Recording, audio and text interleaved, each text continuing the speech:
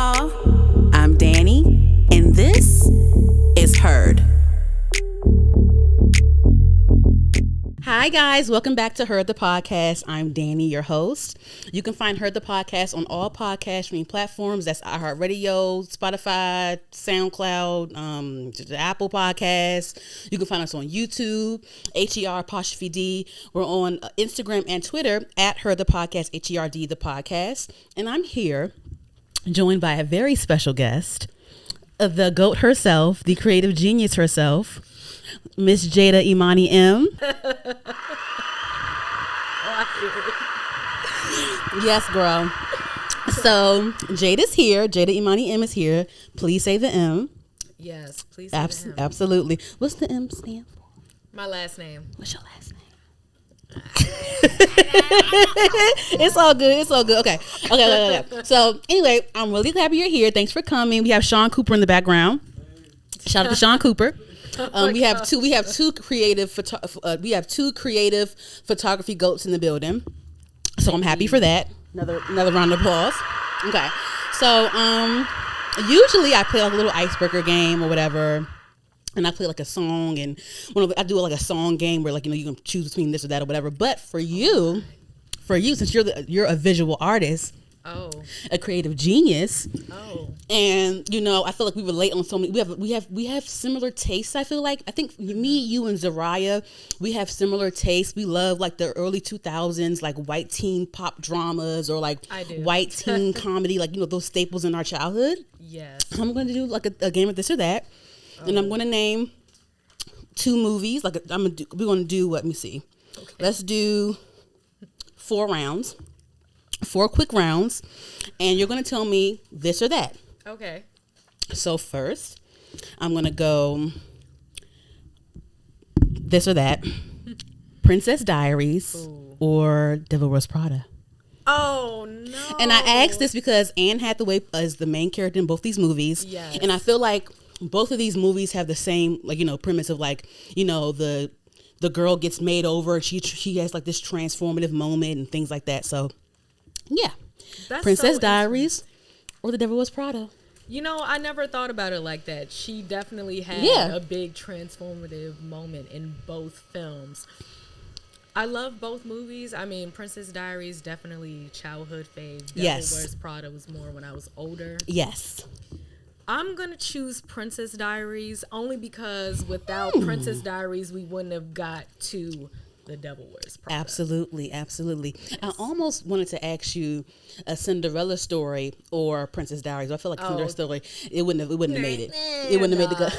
Princess Diaries would have easily been like And it was 2 or 3 sequels. It was 1 sequel. Yeah, it was Princess Diaries 1 and 2, right? Yeah. And wasn't Raven in the second one? Yes, Raven was in the second one. Okay, Big Raven Simone fan. Yes, the Go Edition channel. Okay, so next is Stomp the Yard. Okay. Or You Got Served.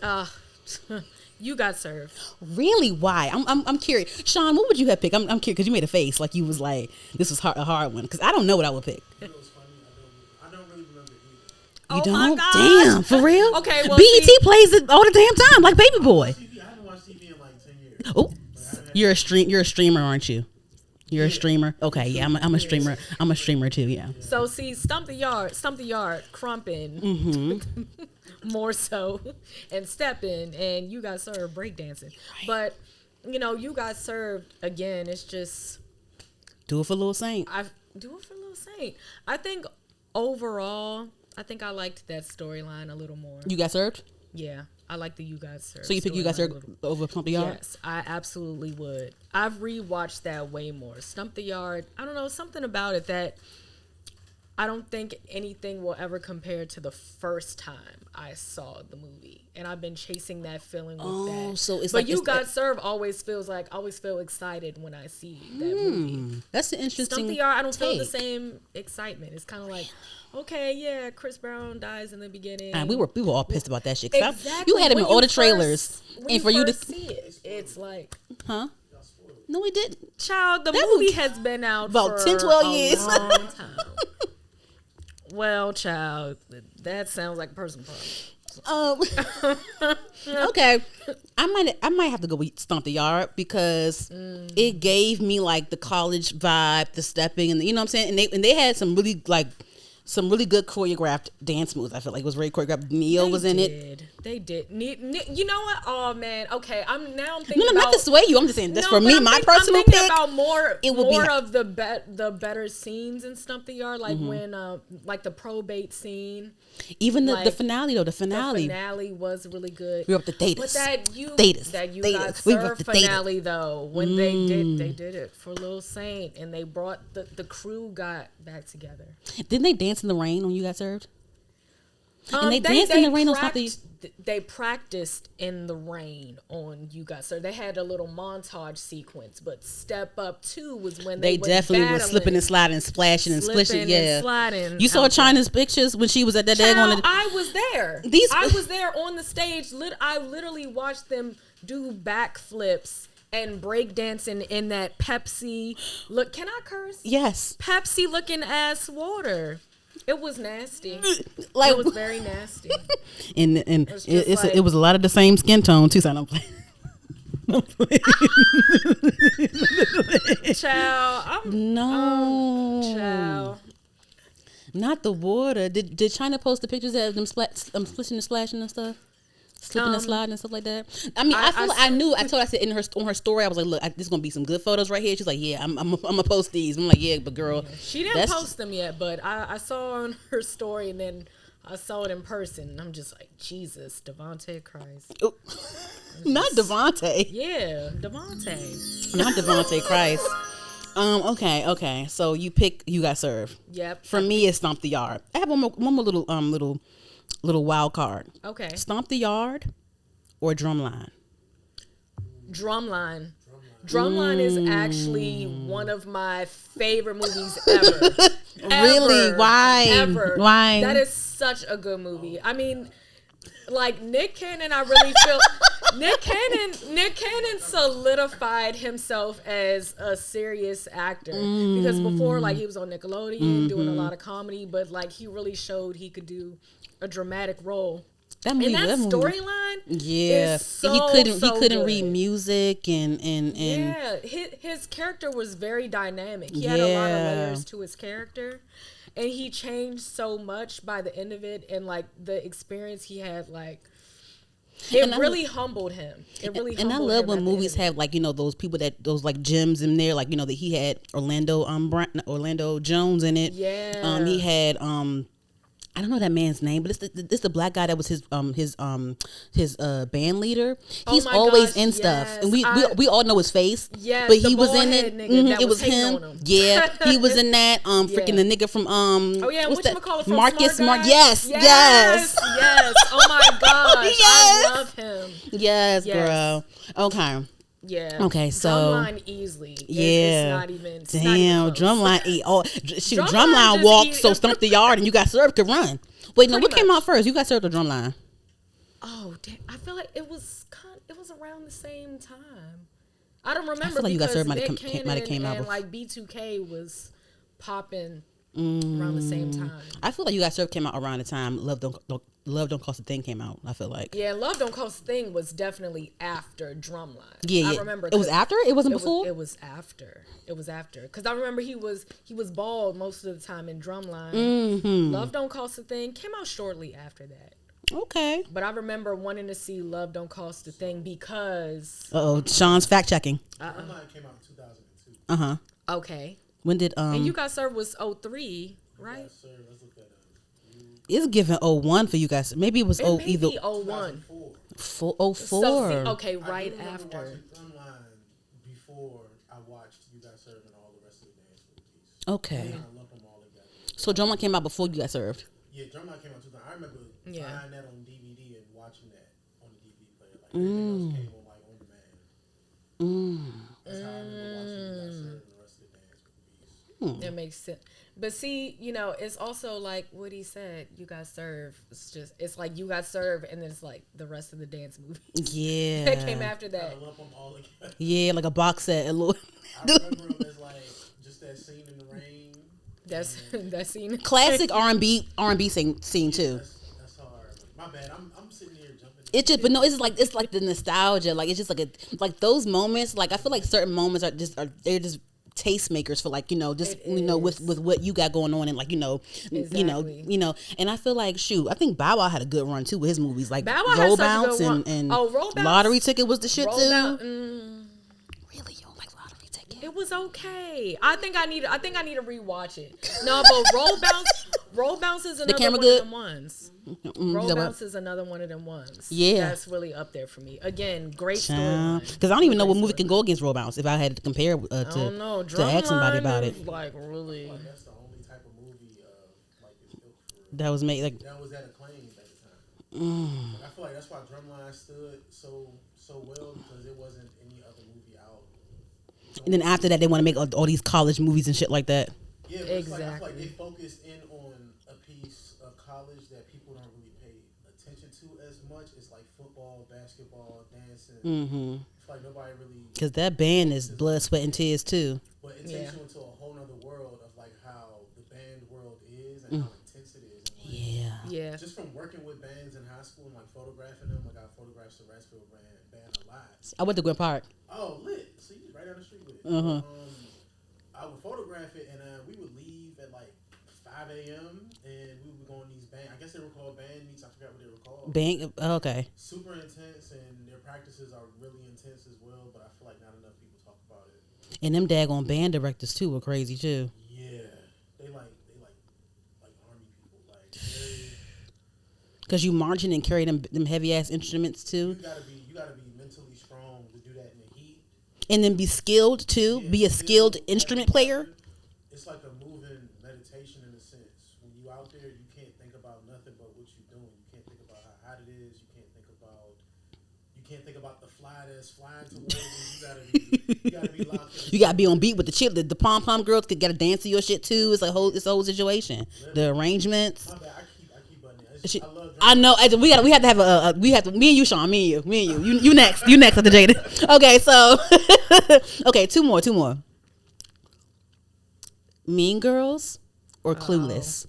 Oh, Mean Girls. Over Clueless? Yes, Mean Girls over Clueless. Why? Easily. Well, Clueless is a cute time. Really, it's a cute time. You think Mean Girls is more iconic than Clueless? Yes. I mean, look, I love Brittany Murphy though. Rest in peace to Brittany Murphy. Rest in peace, Brittany Murphy. But Mean Girls. Mean Girls is. And I also just want to throw in there how much I love Lindsay Lohan. Yes. I love Lindsay Lohan. That's another GOAT. And Mean Girls, I really like Mean Girls because it was so problematic. But it wasn't saying like this is okay. It was just like here's all the stereotypes about it was well thought life, out. And we're just going to put them in this movie. Like every single thing.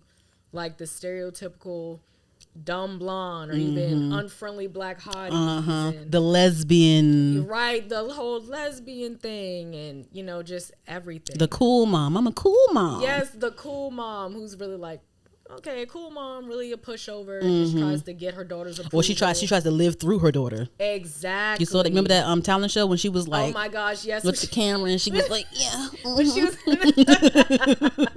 exactly. It's such a good movie. It's hilarious. Yeah, I think Mean Girls is a culture. Like that movie, that was a culture. It is, and so many quotables. Clueless. I want my pink shirt back. I want my pink shirt back. She doesn't even go here. I love Is butter a carb? Oh my gosh. Is your muffin buttered? Would you like us to hire someone to butter your muffin? Girl, I think Clueless is good for the outfits. Good for the outfits, for sure. Yeah, like those outfits are iconic. I'll say that. Definitely better fashion for sure. What do you think? One more question before the last one. What do you think was Lindsay's peak? Like her peak movie or peak television moment? Like, where do you think she peaked? You think it was Mean Girls where she peaked? That was, I think, the last. Because before really Mean Girls, iconic. she had the Teenage Drama Queen. And she had the freaky Teenage Drama Queen. The thing is, that came out literally right before Mean Girls, the same year. Because she was working. But that movie came out straight to Disney Channel, right? Or was it in theaters? That was in theaters. Yeah. But that was a Disney production, right? Yeah, it was a Disney production. I feel like Mean Girls was supposed to be her transition point to doing. Because after that shit, she was. But unfortunately, I believe it was after that when things kind of went, downhill in her personal life. So she just wasn't acting anymore. And she had like a reality show on E called Living Lohan. Yeah, I didn't tune in for that one. I think it was mainly about her sister. Okay. And stuff, yeah. Child, yeah, I ain't tuned in for that one. I was definitely tuned in. I love that trash. I always loved trash. When I was growing up, I loved trash TV. I did love I love trash. a good trash. I love good me trash. some Bad Girls Club. That was my trash. Yeah, mine too. Top tier trash. But MTV had a good run with like musicians in the reality shows, like the Ashley Simpson show, the Jessica Simpson and Nick Lachey stuff. I saw some of that, but like I don't know. When I think about that's VH1 though. When I'm thinking about the Flavor of Love and the New and I Love New York. Listen, I wasn't she supposed is to the be GOAT. watching that. I was Tiffany not. Pollard. She really is. She is the GOAT for real. I wasn't supposed to be watching that show, but like we weren't either. When I went over my grandma's house, she was like, she would just put it on. I'll be watching it with her. It was always at grandma's house watching shit. I was the same one. The same one.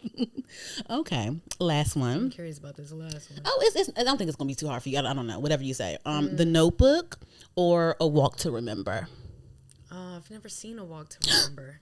Oh, what? And The Notebook is so depressing. I've only seen it like once, 1.5 times. It's just, I mean, it's a beautiful movie, and I love Rachel McAdams. I do too. Child, it's too much for you. I try to do the more comedic, the rom-com. If I'm gonna do a romance. Were you more so like a She's All That type of girl? I do really like She's All That. I do really like She's That was another like Cinderella story type of movie. I don't know. Something about those for me when it's like, okay, the girl, I mean, the dorky girl. The loser, for lack of better terms. She really just becomes that girl. Like she gets saved by like the jock. And then she realizes she was that girl all along, but she just didn't know it. That's how all the 2000s movies were. Right. Yeah. Typical. And Gabby was in half of them. Gabrielle Union, she was in all. I was watching something. I'm like, Gabrielle Union she was in everything, and she looked really good. See, I'm surprised you didn't say anything about Bring It On. I wanted to, but I didn't know what to put it up against. I didn't know what to put Bring It Up. Right. Bring It On is my shit. Yeah. What can you compare really it to that? Yeah. Yeah. But simply on topic, tell me how that made you feel. Like Bring It On. Bring It On. Okay. Honestly, when I first saw it, I was like 5 years old, child. I didn't really understand how. Wait, how old are you now? I'm 26. Okay. And I'll be 27. So if you were 5 when it came out, then that means I was 8 or 9. No, I was 8. That was 8. Yeah, it's a great movie. It's one of my favorite movies, but I didn't really get how important the message was until like all the Bring It Ons have the same message on all the sequels have the same message. Yeah, but those all really sucked, except for like the Solange one. Solange. Oh my god! Even though that was that would kind of sucked a little bit too, but Solange was in. I was like, I love me some Solange. Yeah, that one was very corny, but it was still pretty good, especially in comparison to the other sequels. But that first one was so good, and I feel like it. I don't know if it went over everyone's head like it did with mine. The message just really about appropriating the culture and just how hard they had to fight to even be seen and get into the cheerleading competition. And how their style was stolen and literally stolen and appropriated. And then it's so interesting because then you have this main character who really has no ill intentions, but the person before her, she messed everything up. So now they're like, oh well, all of y'all, Big Red. Yes, Big Red. Hate her ass. Yeah. Big Red. But yeah, that great movie. I wish that it was centered around the Clovers though. So I saw something on Twitter where I don't remember I just remember watching it as a child. I don't remember the whole premiere of it.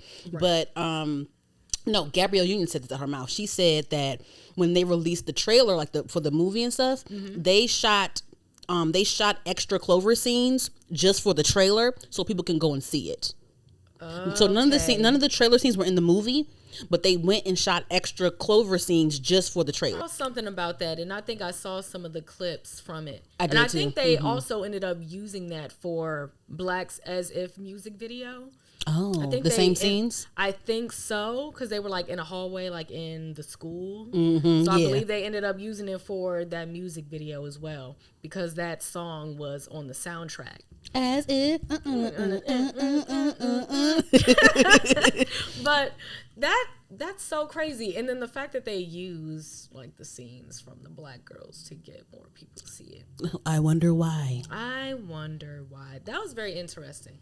They should have just kept the scenes in there in the movie. No, because they probably already shot the movie, and then they were like, "Oh, let's try to get." They probably did like, because I feel like some movies do like little testers in different regions. Maybe I don't know, whatever reason probably they had. I don't know. But anywho, Jada Imani M, let's get into you, Miss Creative Director, Photographer. Like, what are your titles? What are you currently into? Photography, creative direction, filmmaking. Those are my main three. So photography is your first love? So technically, little backstory, my first love is actually acting. Ooh. Yeah, so when I was 10 years old, I started taking acting classes. And then I went to Thomas Pullen for drama. And then I went to Suitland for theater. Oh. Yeah, so I was acting from the age of 10 to 18. That's what. So what made you, like, so why aren't you doing that now? Honestly, I ended up going to college my first year at a HBCU. Hated their theater program. Where? It was trash. You don't want to say it? We'll say, okay, that's fine. Okay. You know what? I didn't really. I didn't like the theater program. I went to Towson for because I'm a graphic designer. I went to Towson for their program, for their design program. Yeah. See, I didn't really like the program. It was one of those situations where I had a class and it was like, oh, you get an A or an F. Damn. And then they weren't very involved in telling us the ways in which we can earn either or. Oh no. So it was just a really frustrating experience. It wasn't very family oriented. It wasn't something I was used to. You know, when I went to Suitland, we were so tight knit.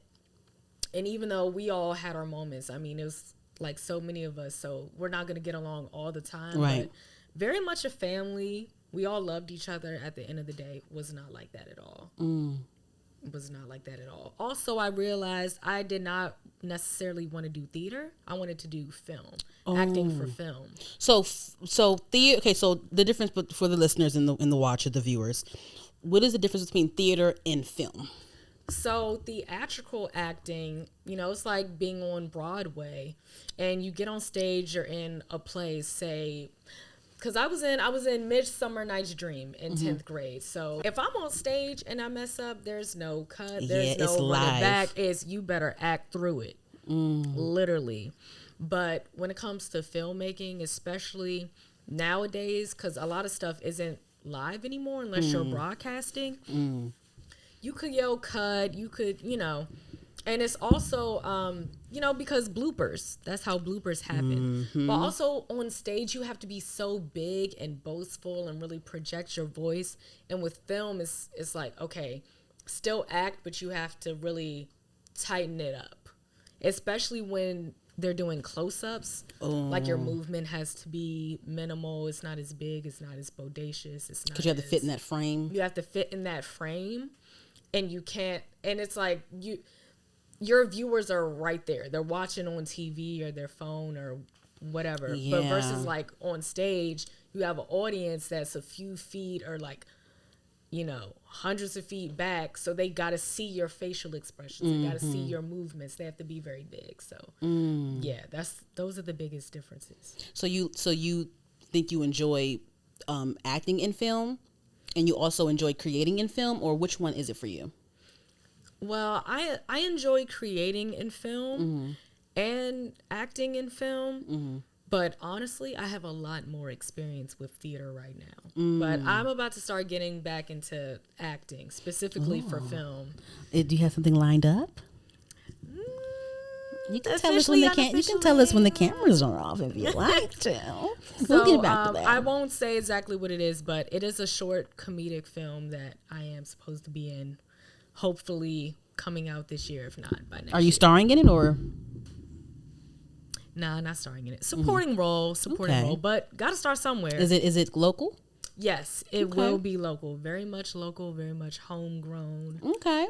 And we'll likely hear familiar music and familiar areas in the city. Okay, so I'm really excited for it. I'm excited for that too. Okay, Miss Jada Imani M. Okay, so yes. So how did you get into photography? Like, how did that start for you? Because you said you started off with acting, and then you realized that you were more interested in dabbling in film more than theater. But when it came to photography, and then also I feel like you have really good relationships as well with local performers and even performers that are really big. So tell me more about that. Like, how did you navigate through that? How did you build those relationships as well? Ciao. Okay, so. I actually failed my first year of college, basically, between hating the theater program and just being really distracted, just having freedom that I hadn't had before. And I went through a phase of 2 years of just figuring out what I really wanted to do. And then I remember being in psychology class and I watched this documentary. And it inspired me to start making documentaries myself. And I thought, well, I really want to learn how to do this. So I started going to the Art Institute in 2015. Wait, pause right there. Yeah. What was one of the documentaries in psychology? Was it Paris is Burning? No, I forgot the name of it. But it was about the LGBT community. But it wasn't Paris is Burning? No. Okay. But it was prominent figures, and it was a lot of interviews. It was some, other footage, but it was a lot of interviews. I wish I remembered the name, but it was very interesting. We watched a few things in psychology that really sparked my interest in filmmaking. So 2015, I decided to go to the Art Institute, and I really wanted to start with documentary filmmaking. That was my main thing. Then by 2016, when I took a lighting class, our first assignment was actually to take photos. And I had this small Sony camera, and I was like, okay. Was shooting on automatic settings, child. I didn't know what I was doing. And then I'm just like, maybe I could really try this out. And then by 2017, I realized it was something I really wanted to do. So took advantage of the resources that I had, and I took studio photography. And that's when I started really taking portraits, things like that. But I went through a period of telling myself, I'll never do this in photography. Saying you can't do something, or you... It was more so that I couldn't, but I said, I'll never do this. You're not confident. You weren't confident at first. I was not confident at first. At first it was, I'll never do. I'm not really into portraits. And that's because my portraits were coming out like ass. And then that's when I took studio photography, learned more about lighting. And I'm like, okay, well, now that I see that I can do it, I'm like, okay, I guess I'll do this. And then for a period of time, it was events and it was concerts. So I'm like, I'm not interested in doing events. I'm not really interested in doing concerts. Jada, when you do it But then it got to a point, I was like, I actually want to do events and concerts. In 2019, that's when things really changed for me. That was the biggest change. I actually started asking for advice. China, made in China, China Keys. Mrs. Payne? Yes, Mrs. Payne. I asked her for advice as far as how to get into concert photography. And she's the one that really helped me get into that. Big part as of in how I getting got into here it, as in being able to be there.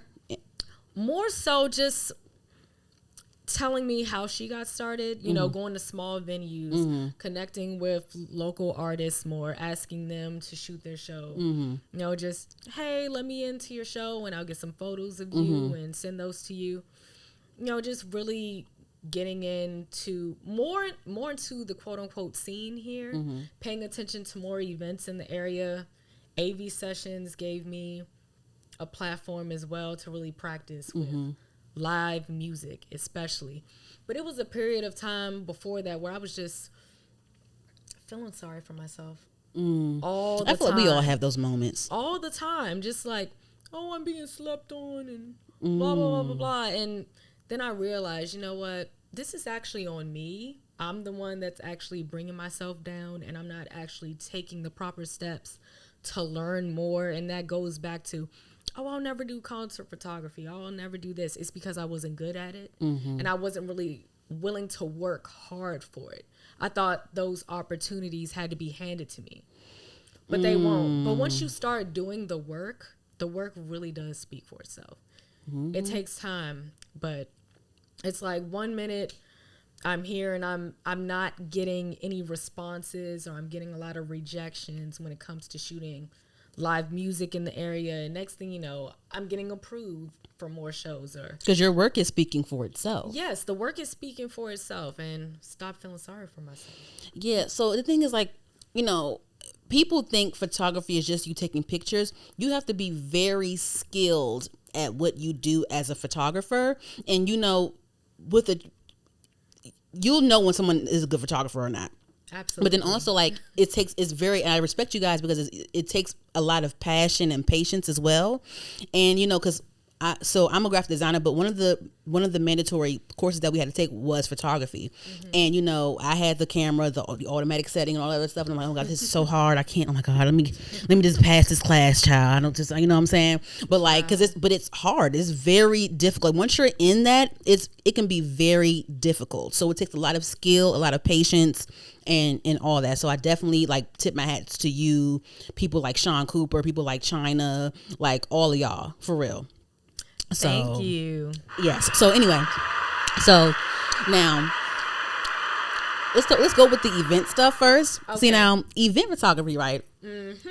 So, you know, those are fun. Those are super fun. And like with you, you know, it's not just the typical event photography. You make it so artistic to me. Like, I'm like, this is like those Rico Nasty photos at that Kehlani concert from 2 weeks ago, girl. Listen, thank you. Listen, girl. I'm like, was she at an event or was this a photo shoot? Because it's just like, oh my God. Because it was one where it reminded me. It was one where it was like dark and she was kind of like green and you had like those swirls around her. Oh yeah. With that black background. Yes. How did you get that? How? Well, so the circles is a lens filter. The green It was actually annoying because they turned on the green light for her song Money. And I guess they forgot to change the light. So at first I was kind of annoyed, but I just went with it. And, you know, she didn't have that much backlighting. So that's why it was like really dark in the back. And then the green light just happened to shine right on her. So do you get more anxious with event photography? Like, do you guys like ever are anxious about catching the right moment for the photo? It depends on the event because I kind of separate events from live music. So events, something like Adobo DMV, for example, I don't really get nervous about that because I know people are going to dance and it's going to be easy for me to take photos. A lot of people, pretty much everyone's going to be drunk and they're going to be asking me to take photos of them, which makes me feel good because I'm like, okay, I definitely want Pedro and Waltero to get their money's worth out of me.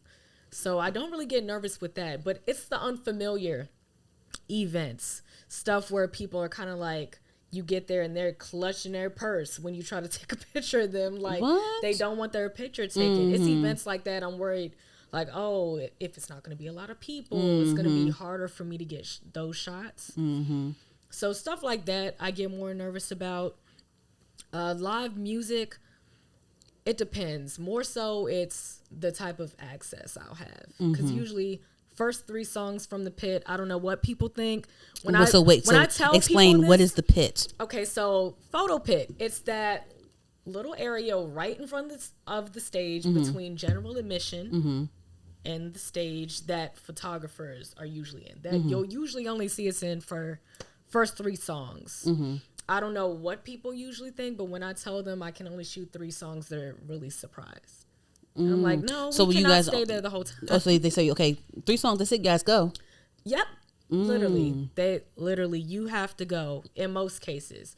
Only time something like that would not happen is like at a festival if you're shooting in-house. Like when I was shooting for Something in the Water, pretty much every performance I was there. Listen, first of all, sorry to cut you off.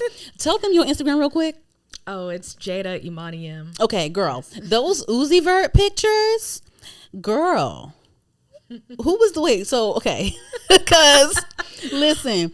Okay, gosh. So what was your favorite out of that whole festival of those photos that you took? Of Uzi? No. Who was your favorite photo moment? What was your favorite photo moment from that festival?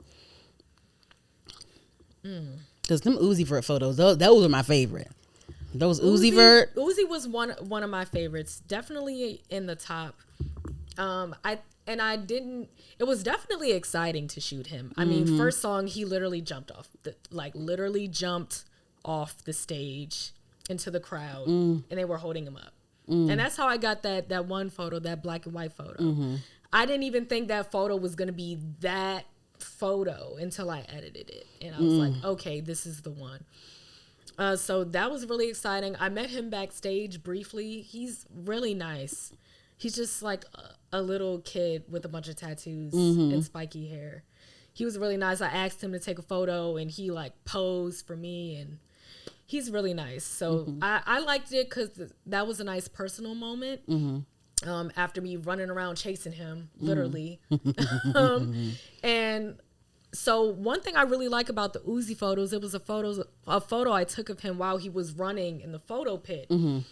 And another photographer named Nicolita, she actually got a picture of me taking a photo of him. So, yeah, that was a really cool moment. Another good moment, Pusha T's performance. Yes. He was amazing. He killed it. His facial expressions. That's what I was really looking for, because I know with this era, this album, you know, especially in his music videos, he was like more expressive with his faces. And Pharrell and Friends was pretty iconic. It was hard to get shots. We was packed in like sardines in front of that pit, because most of the time they came down to the end of the catwalk, so we were all like this, like the whole time, and I was in so much pain, carpal tunnel in both arms. Cramps. It's a workout shit. It's a workout, and it was so hot, but it was great. I would do it all over again. Yeah, that was a situation. What was the most fun for you? Something in the Water or Broccoli City Fest? Something in the Water. Because Broccoli City was fun, and I literally could not have gotten Something in the Water without doing Broccoli City. Oh, really? Why you say that? So I shot Broccoli City. Sean and China, they were the photo leads for that team. And literally the photo lead from Something in the Water asked them for recommendations for local photographers. And they both recommended me separately. I literally have a rejection email from Something in the Water in my inbox, but by then I was already on the team. So that's why it's just like literally had to do one thing to get to the next thing. Broccoli City was a very different experience, though. They approved way too many photographers. So we were like, it was like super cramped. It was cold. It was raining. I still enjoyed it overall, but Something in the Water, also met a lot of new people at Something in the Water, because they had some out-of-state photographers. Yes. And some people from the area that I had never met before. They had a lot of like different like transplants during that festival. I feel like, even though I was at home watching on Amazon Prime, I still knew that there was a lot going on. Yeah. Yeah. So, and I don't know, it was an overall great experience. I met a lot of people. I met Baby Tate. I met Tierra Whack. Tierra Whack's one of my favorite artists ever, and she was just really nice. So, a lot of good moments at Something in the Water. So what would be a memorable, you gone? Yeah. Okay. All right, no, it's fine. All right. Thanks for coming. Bye, Sean. Thank you for coming. What would you say was your favorite concert to shoot? Like your most memorable concert to shoot? Because you said that you love Uzi and you love Pusha T, but when it comes to the concert, like this, the concerts, was your most memorable or your most favorite experience with that? Most memorable or favorite experience with that? Or both. I'm trying to think without overthinking. I know Lizzo was definitely one of my favorites. Back in 2019? Yes, 2019 at the Anthem. At the Anthem. Sold out show 2 nights in a row. She did do that. Yes. I went the first night. I mean, the stage production was beautiful. She had a whole set, and the lighting was gorgeous, and her costume was beautiful. She sounded amazing. I got a lot of good shots from that concert. Still, to this day, one of my favorite photos ever comes from that show. But then also, I really did enjoy shooting Rico Nasty at the Anthem recently. It was just really exciting. I don't know, something about just seeing someone that you used to just casually see in the area. Like, because I remember when I met her years ago when she was just doing more visual art. And literally the next year, she dropped iCarly. And then just blew up. So it's really great. And I'm really happy for her. And kind of just, even at the meet and greet, just felt like a full circle moment. The meet and greet at the Anthem? The meet and greet. Oh, at the she did the somewhere shop. Yes, yeah. Those photos were good as fuck too. You did a really good job. Did she hire y'all? Okay, so I didn't technically get hired for that, but I reached out to Miles, her DJ, and he forwarded my information to Zay. Zay is the founder of the agency Jack's Hub. And of course, like me and Zay, we already knew each other. So once he sent my Instagram, he was kind of like, oh yeah, duh. Of course she can come and take photos. So yeah, I showed up and I was just really happy to be there. The installations were beautiful. They were. You know, ran into Rico a little before that and we interacted. So it was great. She seems nice. She's nice. Yeah, she was really nice. She's really, like, her fans, like, I feel like that's why her fans love her so much, because she loves her fans. And you could see that she wasn't like, oh yeah, whatever. She was like hugging them and like they was rapping lyrics with her. Like she was really just, I feel like if she had the time, she would have had even more individual moments with them. But they literally, it was so many people, they ran out of time. They did the Somewhere shop did a really good job with Pusha T's installation, because he had one right before the Something in the Water. They did a really good. I love how they customized that wall. I know. I wish I could have made it, but I know. I think it was the first day of Something in the Water when they did that, and I couldn't be at both. So, and I found out about it after the fact. I'm like, oh man. yeah. But I hope they have some more though. That's like, I love like visual interactions like that, and especially in the city. And I love Union Market in general. I love Union Market's vibe. I love what they have going on. I think it's very cultural. I think it's just very like I feel really good being around there. Yeah, I love Union Market. Parking is insane. Yeah. But that parking lot over there across from Songbird, girl, park over there. Oh yeah, it's a whole parking lot right there. I do need to start parking over there. Yeah, once I find parking, I'm like, okay, cool. We in here. Yeah, I'm comfortable. Usually don't have to pay for it, so I'm happy. Yeah, I'm tired of paying for stuff in DC. No more. Yeah, me too. So outside of like, you know, Black culture and hip hop and stuff, like, what have you ever had the experience of like photographing different genres of music or different types of artists that, you know, like who? So my first concert that I shot at the Anthem was actually a metal concert. Oh, what was the band? The band is called Avatar. Oh shit. And it was very like, it was almost the lead Mike, he had his face painted white, very similar to like the leader of Kiss. The band, very similar, and I believe they're UK based, so we had on like one of those like almost like vintage like suits with a bunch of ruffles on the front, and but still like very cute, big hat. It was so interesting. And their lighting director, amazing. Their lights were amazing. What year was this? 2019. And what made you did you ask to be a part of that, or? So I was shooting for a publication called Capital Sound DC. Okay. They also played a pivotal role in me actually getting into more shows. They're a really good platform in the area.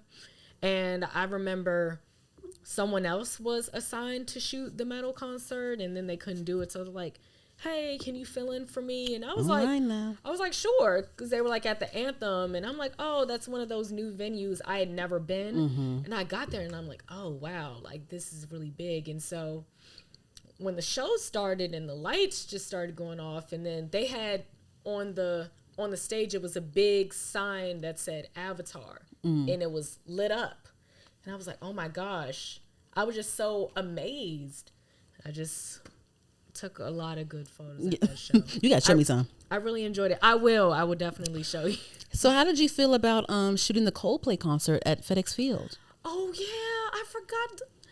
That was insane. I mean, those photos came out real nice. Are they still on your page? Thank you so much. Yes, they are still on my page.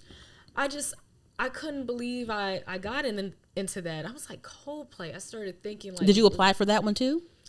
I did. So I shoot in-house for Live Nation now. I know that's right. Yeah, I just started. I know that's right. I just started shooting for them this year. So when they sent out the list of shows, I believe that was my top one for the month. I was like, yeah, I really want to shoot Coldplay. And found out it was at FedEx Field. Mm-hmm. And I'm like, oh, first and only stadium show. So that was very different. Very different. How? Because it's so big. Like the crowd, I mean, it's like you think that Capital One Arena is overwhelming. Oh no, FedEx is a whole nother monster. FedEx is like that times 2. And then it's this one guy that's in the pit. I forgot his name, but he had shot Coldplay a few times before, and he was just like, oh yeah, just letting you know, there will be fireworks and confetti in the first song. And I'm like, oh, the first song, not the grand finale, not the first song. I'm like, okay. So they started, and them fireworks went off like every time the chorus started. Oh. And it was confetti everywhere. I still have confetti in my camera bag. I kept it as a souvenir. And then by the second song, it was like I was shooting, and it was this giant beach ball type of balloon. It just bop hit me in the head. And I looked up, it was just balloons everywhere. Just going everywhere, like all the way up in the stands, child. I was like, oh my gosh, they are really doing it right now. Like I don't even know what to shoot. It was a lot, but it was fun. Mm-hmm. It was fun. You got some good pictures of her, didn't you? Oh, because her opened up for Coldplay, right? Yes, she did, and I forgot about that. I'm like, I wonder who's opening, and then I remember I was running late trying to find parking, and one of the promoters, she was like, oh, you're probably going to miss her performance. I was like, oh no. So I was like, let me hurry up. And I got there just in time. For her to start? Yes, I got there 5 minutes before she started. I ran to that pit. And I was really happy. I felt like I kind of redeemed myself. I had taken photos of her before at the Anthem, and I liked them, but I felt overall they could have been better. So here I was like, okay, got to really fight for these, and I ended up really loving those photos. I'm always so proud of you guys whenever I see you guys at concerts. I'm like, oh, is that Jada right there in the pit taking pictures? Because I saw you at the I saw it because I was at the Tyler Creator show, Call Me If You Lost tour, and I looked down because I was relatively late. I was in the seats, but I was in like the section 100, so I had like a straight view of everything. And I saw your afro, and I was like, oh, there go Jada. She better get some bomb ass pics of Tyler. Unfortunately, not. Yeah, because you didn't post anything. Yeah, what happened? So I was actually going as a fan to Tyler's show. It is very hard, very, very, very hard to get access to shoot Tyler. Really? It's really hard. It's a Tyler thing? Sometimes he doesn't even approve outside photographers. They'll just have a tour photographer or two, and that's it. They're very, very selective. So I'm working my way there to get that opportunity. Kendrick Lamar is also extremely hard. Really? I tried to shoot. Oh yeah, he was here. He was here a couple weeks ago. Yes, I went as a fan, and I was so like, it was bittersweet. I was so happy, and I'm so grateful to have the experience. But I was like, wow, I just know I would have killed this. The stage production was amazing. Damn, yeah, because Tyler, his shows, like I said, every time Tyler comes to DC, I will give him my money every single time he comes, because he puts on a show. He's one of my favorite artists, one of my favorite performers. Like, he puts on a grand show. I think Kali Uchis did a good job. Did you get to shoot her? Oh my gosh. Listen, let me just say this about that whole show. Mm-hmm. I was like sad, like low key. I was very happy, but I was sad on the low, because literally every set was like so inspiring visually. Like, even like, you know, Tizo was the first. Even Vince's set. Like, but listen, I have to give it to Tizo, because to be an opener, like an opener, and for them to just give him, you know, the black curtain, and he's like, you know what, nope, I'm gonna bring a whole set. I'm gonna have this whole, you know, Home Depot theme. I'm gonna really put on a show. I really applaud him for that, because a lot of opening acts, they would have just taken it like, oh yeah, just, you know, do some nice stage lighting and keep it moving. But he really brought a whole set with him, and he really made do with that, and he was a great way to open the show. I became a fan after that show. Literally, I already was starting to get into him, you know, since he was on Tyler's album. But after that, I was like, okay, I'm actually. And wasn't he on Rico's album too? Yep, he was. I like his voice. I love his voice, and the whole nails in the hair thing. Very interesting. And it makes that metal noise when he walks, and yeah. Yes, I really like him, and I want to shoot him so bad. So you didn't get any photos from the Tyler show at all? No, none of Kali Uchis. None. I couldn't. Oh my gosh, when Kali got on, listen, those projections.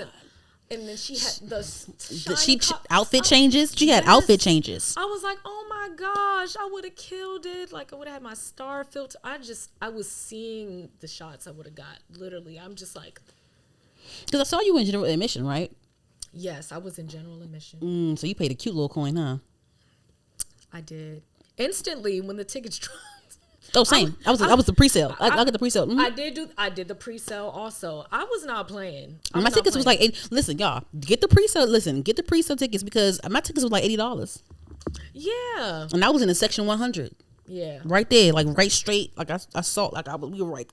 Nice little view. I was determined. I was determined to go, and I was determined for people to experience it with me. I bought three tickets. Who'd you bring with you? Mahogany, aka Mojo. Yeah, she ended up giving me the money for it, but I brought Chikete as a birthday present because it was a few days after his birthday, and I was like, this will be really cool, and I know he loves concerts, so I was like, boom, here you go. Yeah. Okay, so you kill the concert scene, you kill the festival scene, the live show scene.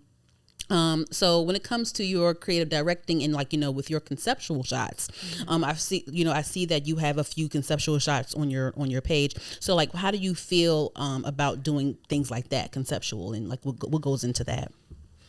So those things, it's both. All of those things are hard work, but this is a different level of conceptual hard work, because it's one thing about events and live music. A lot of stuff is out of your control, so it's really like I'm just capturing what's right in front of me. Right.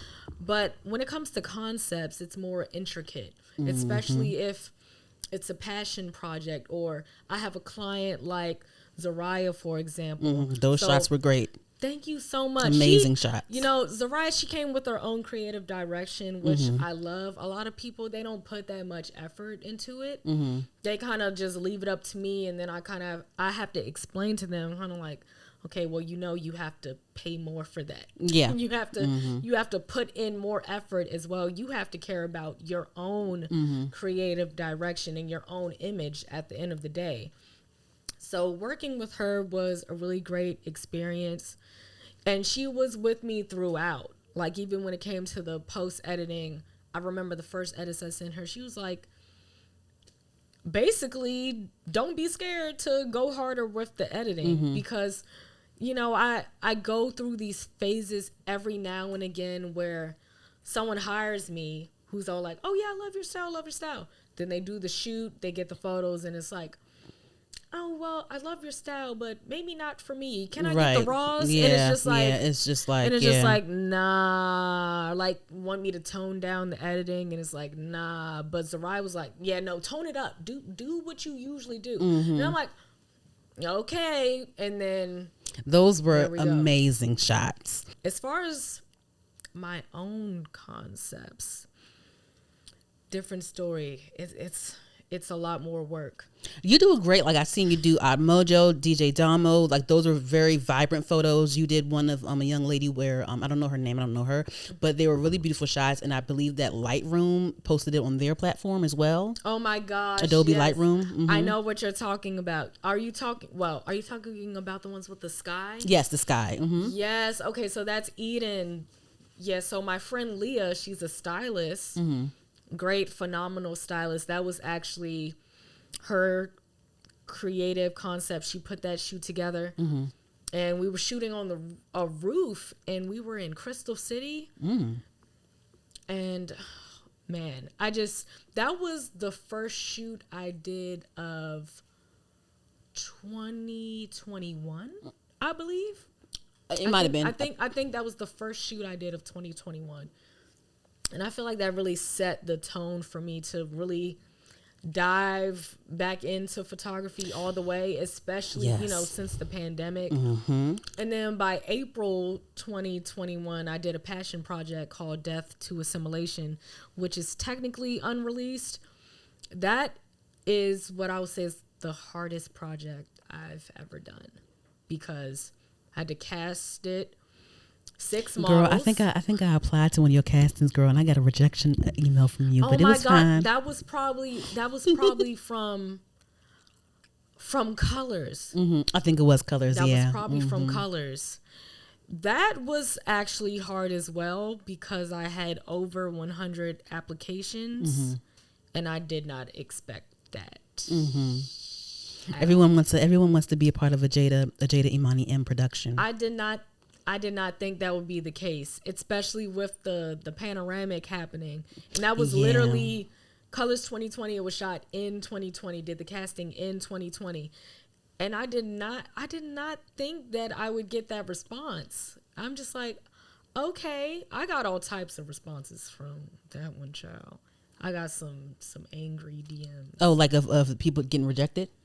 No, just people not even being in the running, because it was the focus. So I did Colors. The first one, it was in 2019, and it was just pretty open. I like handpicked everyone pretty much.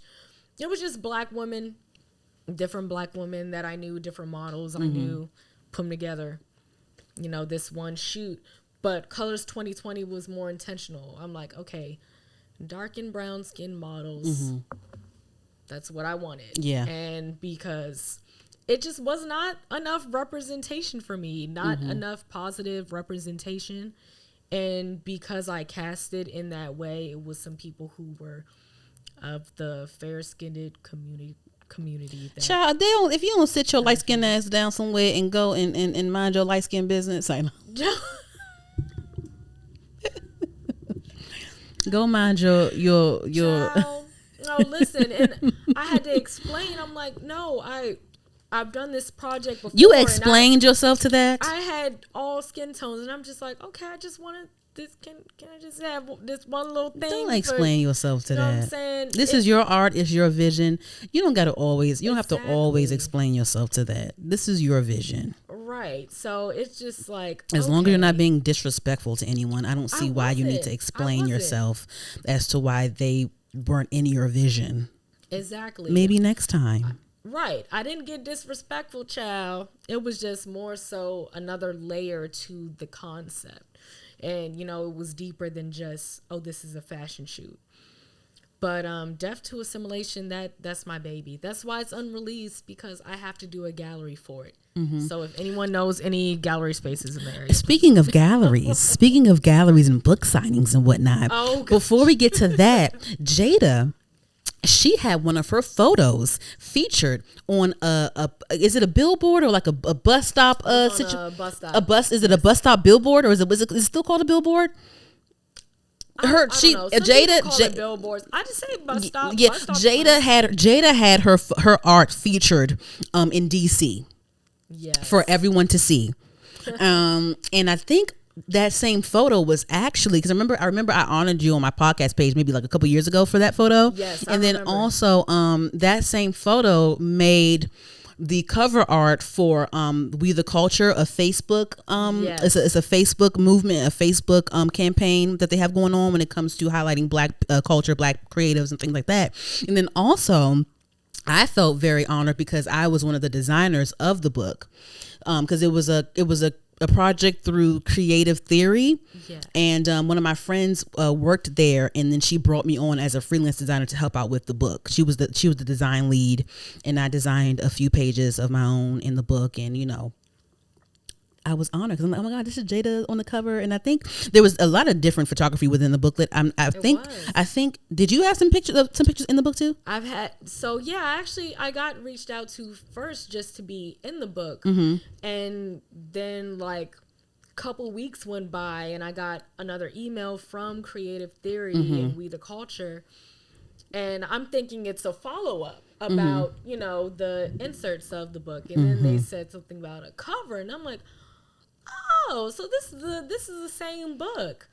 It definitely set the tone for that book. That book was so fun to work on. It was the design was beautiful, by the way. The design. Shout out to really Courtney, the design lead. Yeah, shout out to Courtney and shout out to you. Thank you. Cause that was amazing, and I didn't realize. I guess I didn't realize how big it was until it came out. Then I was like, oh wow. I like saw like they were posting about it. Yeah. I was just like, wow, that's really crazy. I almost didn't release that photo project because I expected it to be more. I had this vision in my mind and I was being really hard on myself. And then I just decided to post it on a whim and girl, no, yeah, that was amazing. Give it another round of applause. That photo series was amazing because you got it posted at a bus stop in DC. I think it was on 14th Street. It was on 14th. Girl, it was on 14th and U. You got your picture. You got your picture posted on 14th and U, and then Facebook chose to have it displayed on their material. So, girl, I don't know what you listen. Do you know who you are? Like my friend had to tell me this because I be having my moments too where I'm like, I'm not good enough and my pockets, this is that. I don't think I can do. I don't think I can do. And she was like, "Girl, do you know who you are? No, for real. Do you know who you are? Do you know who you are? I do. I do know who I am.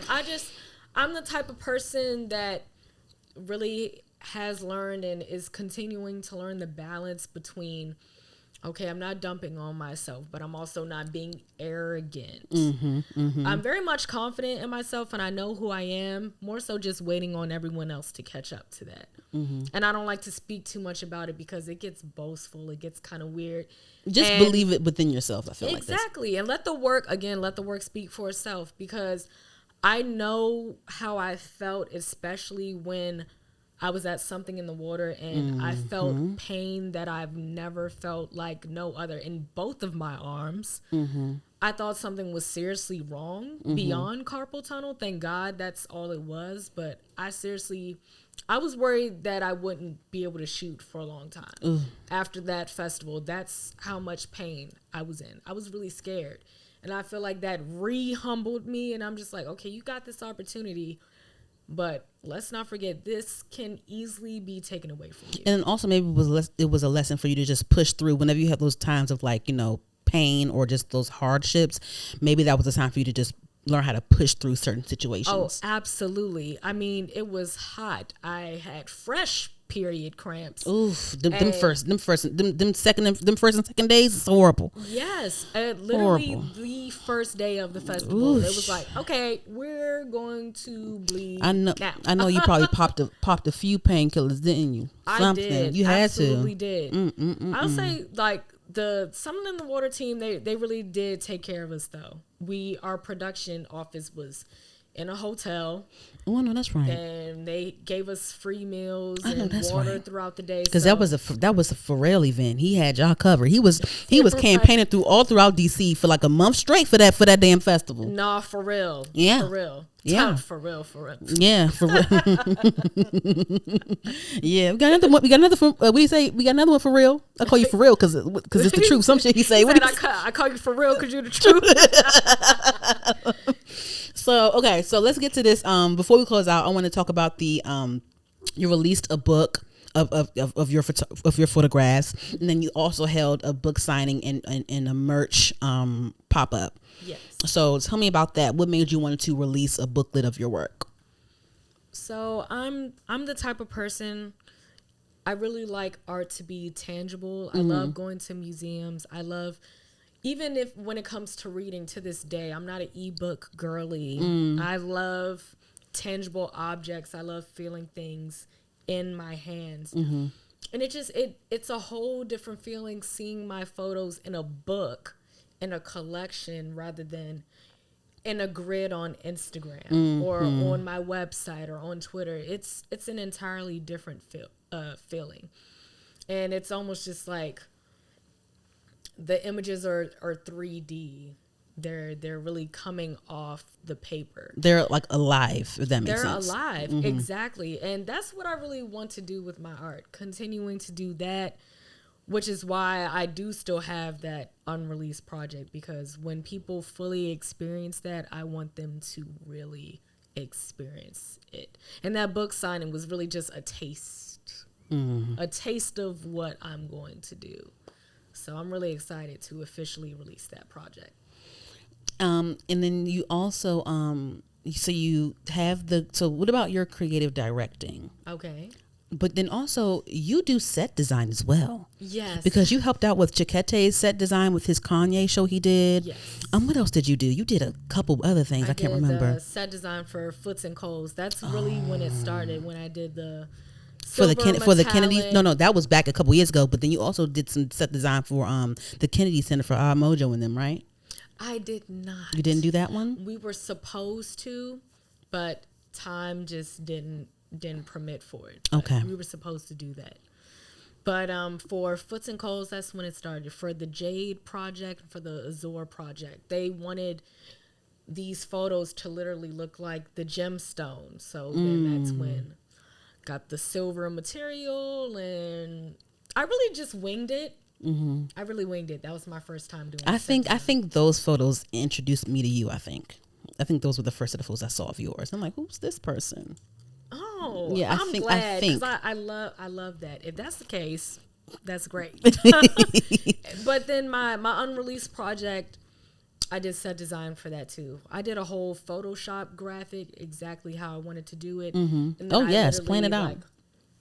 Put it up. Yeah, that's why I said when this project, I'm gonna bore y'all now and explain the whole thing right now, but it'll come a time where I really go in of all the things I did to prepare for that project. So you're gonna come back on the show, right, and tell us about the project, right? Oh, absolutely. Okay. Absolutely. I can't wait. I'm really excited for that. So 2 more things. So who would you like to work with, festival wise, live performance wise, concert wise, conceptual wise, directorial wise? Who would you want to work with that you have not worked with yet? It can be local, it could be mainstream, it can be anyone. Like, who do you envision? I envision doing creative work, especially with Tyler, the creator. Yes, that would be dope. Tierra Whack, Rico Nasty, on a personal level, because I've had the pleasure of capturing her, but I definitely want to work with her. No middleman. Yeah, on a more personal level. Who else? Festival wise, I want to shoot Afro punk. Ooh. I really want to shoot the Afro Brooklyn punk. And even the overseas. You probably could do good overseas too. Brooklyn, Paris, London, Atlanta. I want to work with Solange. Oh, I think listen, I love Solange so much. I love Solange. Solange, it's something about her. She's just still like, she's so graceful. Like, it's something about her. She's so graceful, but she's still like, I will fuck you up if I need to type energy. And that's why I really love her. I love her direction, her creative direction is so she composes good. like she's composing some ballet in New York. I'm like, do I gotta take them to the Amtrak to New York to see this thing? Do I have to? Because I might have to do it. I think you do. I might have to go because I'm just like, girl. And that's another thing I really like about Solange is she does different things. It's not just, oh, I'm a singer, but it's like, no, I compose music. And not just for myself, I compose music for other things. I direct other people's visuals. The SZA, she directed SZA's. The Weeknd. And just everything. I mean, the way she collectively works with her team, just the casting of her films.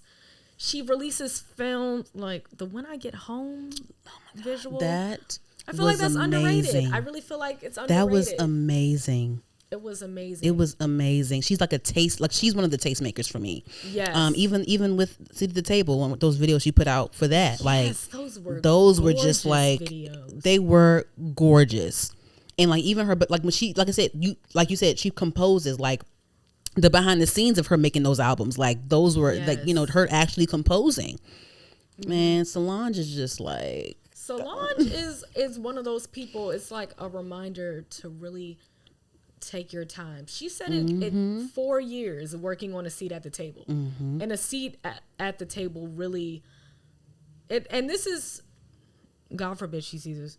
It's no disrespect, but I feel like that is what really established her as a solo artist.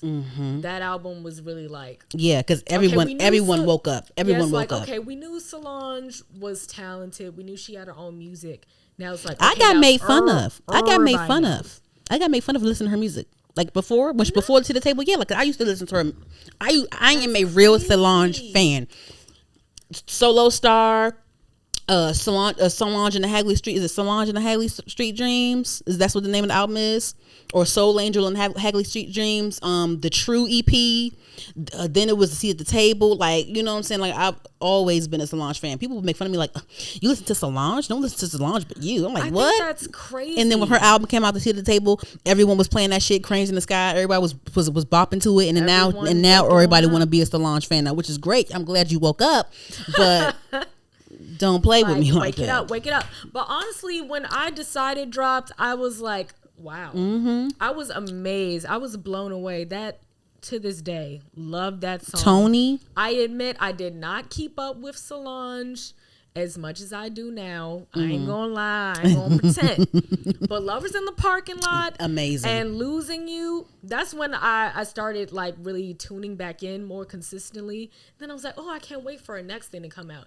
And then the next thing was A Seat at the Table. And I was like, oh, wow, this is a whole new world. And she really created her world entirely with that. And you see people taking little bits of what she did already, which is fine. It's so good. It's an artist. I won't say their name, but you can say it off camera. I'll say it off camera. I could tell they got inspired by the way she does things on a visual I even see level. some of Solange's choreography in other people's videos too. But we're not gonna talk about that. Yeah, that's fine.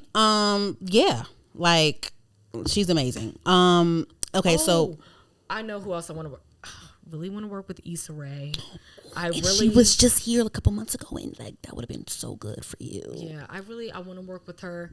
Company wise, I really want to work with Frequency for Spotify. They follow me, girl. I was like, oh my god, what? Girl, they do. I love what Damo is doing with Frequency. I love what she's doing with them. Shout out to DJ Damo. But I'm like, what's going on? Like, what's going on?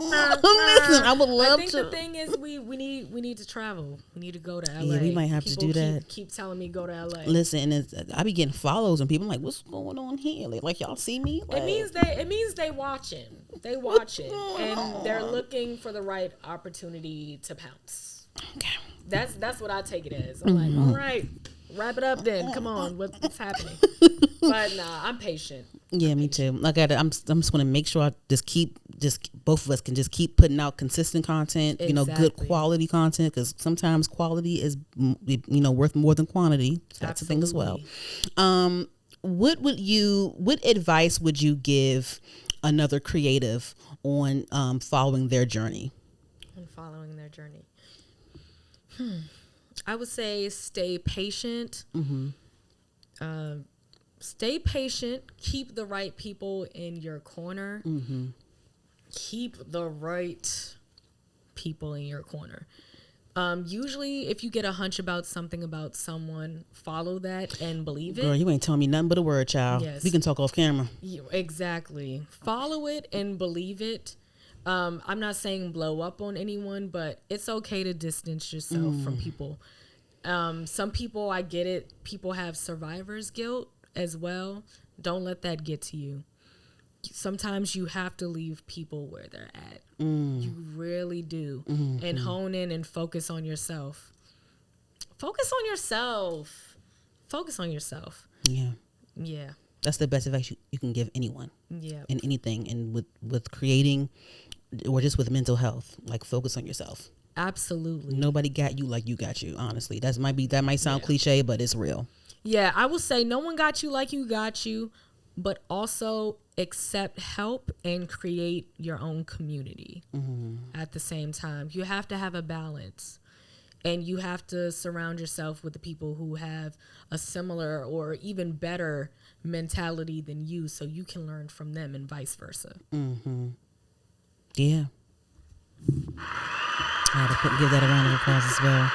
Well, thank you so much, Jada Imani M, for joining her the podcast. Thank you. I feel honored. I'm so glad that we learned so much more about you. I want you to come back again and again and again and again. Yay. And tell everyone where they can find you. You can find me everywhere at Jada Imani M. That's Jada Imani M. That's not Jada Imani. That's Jada Imani M. Please say the M. Yes. Thank you so much, Dani, for having me. Thank you. You guys can follow Her the Podcast on Twitter and Instagram at Her the Podcast. We're available on all podcast streaming platforms, and make sure you guys subscribe to our YouTube channel, HER''D. We out. Thanks for watching and listening.